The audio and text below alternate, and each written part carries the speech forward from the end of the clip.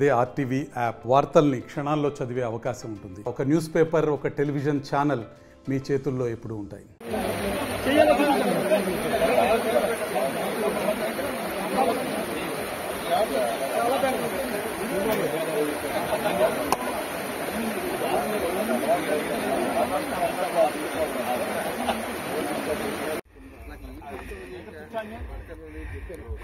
Personal కార్యక్రమం ఉండదు, నువ్వు నేను చెప్పిన ఉండదు. ఓకే,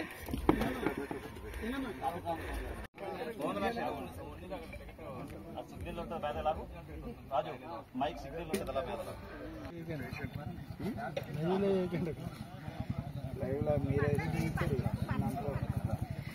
బాబు స్లోగా దిగండి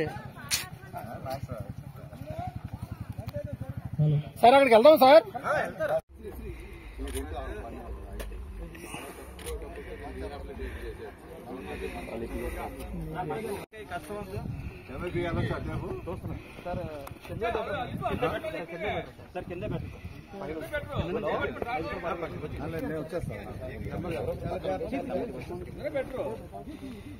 అది ఎల్ఈదండి, ఎల్ఈ ఎల్ఈది కెనల్ సార్. అవును సార్.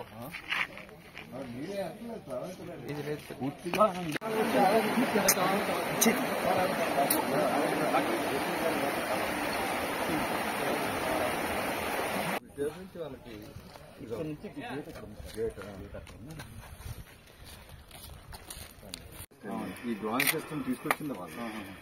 ఎందుకంటే రివర్ వాటర్ని ఇట్లా అడ్డంగా పెట్టి అలా డైవర్ట్ చేస్తారు.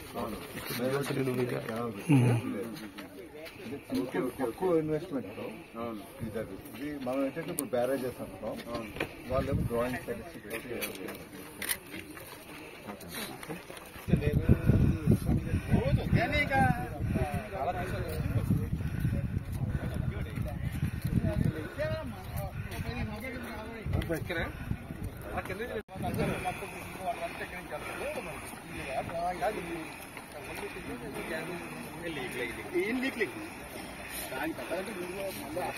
అక్కడికే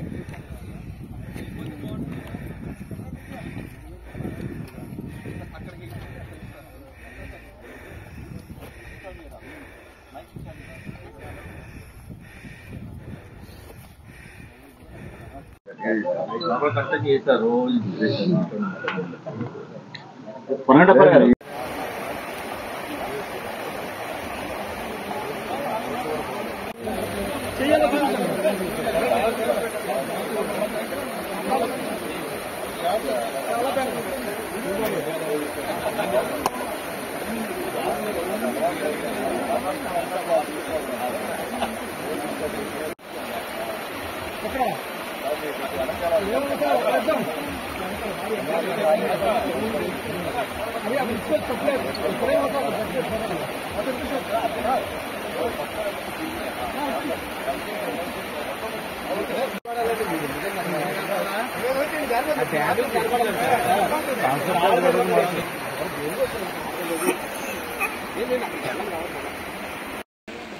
ఈ శారదా నది మీద ఇప్పుడు బ్రిటిషర్స్ టైంలో సుమారు 10 బ్యారేజెస్ ఉన్నాయి, 11 బ్యారేజెస్ ఉన్నాయి మన ప్రాంతంలో.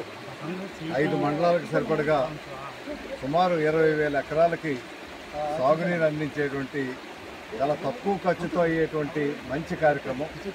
దురదృష్టవశాత్తు ఇవి బ్రీచ్ అయినప్పుడు కనీసం ప్రభుత్వం గత 5 సంవత్సరాల్లో ఒక్కసారి కూడా ఒక్క ఇసుక బస్తా కూడా దీనికి అడ్డంగా వేసి నీరు ఆఫ్ చేసి రైతులకు నీరు ఇవ్వాలనే ఆలోచన ఒక్క రోజు కూడా చేయలేదు. ఇప్పటికీ ఈ ప్రభుత్వం వచ్చి 5 సంవత్సరాలు అయింది. 5 సంవత్సరాల నుంచి కూడా ఇలాగే చూస్తున్నారు, ఇలా వృధాగానే నీరు పోతామని తప్పితే రైతులకైతే మొన్న అల్లేకాలం రైతులు అయితే చాలా బాధపడుతున్నారు. ఒక చుక్క నీరు కూడా రావటం లేదు. కాలువలు ఉన్నాయి కానీ సిల్టప్ అయిపోయి అక్కడ నుంచి నీరు కూడా వచ్చే అవకాశం లేదు. నీరైతే చూసారా, ఈ టైంలో కూడా ఇంత మండు టెండలో వేసవిలో ఇంత నీరు వృధాగా పోతూ ఉంది. ఈ నీరు ఉపయోగించుకుంటే రైతులకి బంగారాలు పండించగలుగుతారు.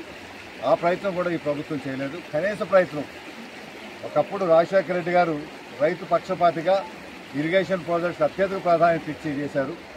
ఆ రకంగానే ఆయన తన్నేడు కూడా చేస్తాడని అనుకున్నారు, కానీ ఆయనకు విరుద్ధంగా చేస్తున్నారు. ఈయన ఏ విషయంలో కూడా ఆయన అనుసరించి చేసే కార్యక్రమం ఏ ఒక్కటే లేదు. పోలవరం ప్రాజెక్టు చేయలేదు, ఉత్తరాంధ్ర సుజల సేవంతి చేయలేదు, ఆఖరికి బ్యారేజ్లు ఇందులో 2 బ్యారేజీలు మా టైంలోనే మంజూరైనాయి 2008లో. ఇది ఇక్కడ తగరంపూడ ఆనకట్టు, అక్కడ గుడార ఆనకట్టు, అవి కూడా చేయలేదు. మీరు చూసారు ఏఎస్పేట ఆనకట్టు అప్పుడు 17 కోట్లతో చేసాం. దాని తర్వాత తలుపులు పెట్టకపోతే డైరీ నుంచి 2 కోట్లు పెట్టి తలుపులు పెట్టారు. ఇప్పుడు చక్కగా 20,000 ఎకరాలు అక్కడ సాగు అవుతుంది. అదేవిధంగా పాయకిరాపేటలో అక్కడ తాండవ నది మీద 2 బ్యారేజీలు పెట్టాం. ఆ 2 బ్యారేజీల నుంచి 20,000 ఎకరాలు అక్కడ పండుతుంది. 2 పంటలు పండించుకుంటున్నారు. అది ముఠా ఆనకట్ట అని ఇంకోటి ఏదో ఉంది, అది పేరు మర్చిపోయాను. 2 ఆనకట్టలు అక్కడ. అదేవిధంగా ఎస్రాయవరం మండలంలో మనకి ఏటుకొప్పాక కోఆపరేటివ్ షుగర్ ఫ్యాక్టరీ దగ్గర ఒక బ్యారేజ్ పెట్టాం. ఆ బ్యారేజ్ అటు ఏటుకొప్పాక ఇటు షుగర్ ఫ్యాక్టరీ మధ్యలో ఉంటుంది. అది కూడా చక్కగా పనిచేస్తుంది. మేము మాట ఇచ్చినట్టు మా ప్రభుత్వం వచ్చాక మొన్ననే కూడా పవన్ కళ్యాణ్ గారు చెప్పారు, ఈ బ్యారేజ్లు అన్నీ కూడా పునర్నిర్మిస్తాం, మళ్ళీ రైతులకి 2 పంటలు పండించుకునే విధంగా కార్యక్రమం చేస్తామని వీటితో ఉత్తరాంధ్ర సుజల సేవంతి గురించి ఎట్లా చెప్పారో ఈ 11 బ్యారేజీలు కూడా పూర్తి స్థాయిలో అవి రైతులకు ఉపయోగపడే విధంగా శాశ్వత పరిష్కార మార్గం చేస్తామని చెప్పారు. మా ప్రభుత్వం వచ్చాక తప్పనిసరిగా ఈ కార్యక్రమాలు మొదటి ప్రాధాన్యతగా చేస్తాం. ఎందుకంటే కుమ్మలాడ వరకు సుమారు 4 కిలోమీటర్లు 365 రోజులు నీరు పుష్కలంగా ఉంటుంది. దీనివల్ల గ్రౌండ్ వాటర్ ఛార్జ్ అవుతుంది. 20 అడుగులకే మనకు నీరు దొరుకుతుంది. మనకు 365 రోజులు మనకు నీరు ఉంటుంది. వేసవని వర్షాకాలం అని సంబంధం లేకుండా ఉంటుంది. అదేవిధంగా మనం శారదా బండ్ పార్క్ ఏదైతే అభివృద్ధి చేయాలనుకుంటున్నామో అక్కడ బండ్ పార్క్లో పిల్లలకి బోటింగ్ కావాల్సిన సదుపాయాలు కూడా చేయాలనే ఆలోచనతో కూడా ఉన్నాం. కాబట్టి ఇది ప్రథమ ప్రాధాన్యతగా ఈ కార్యక్రమాలు మేము పూర్తి చేస్తాం. మరిన్ని వీడియోస్ కోసం ఛానల్ ని సబ్స్క్రైబ్ చేయండి. లేటెస్ట్ అప్డేట్స్ కోసం వాట్సాప్ ఛానల్ ని ఫాలో చేయండి. అండ్ లింక్ డిస్క్రిప్షన్ లో ఉంది.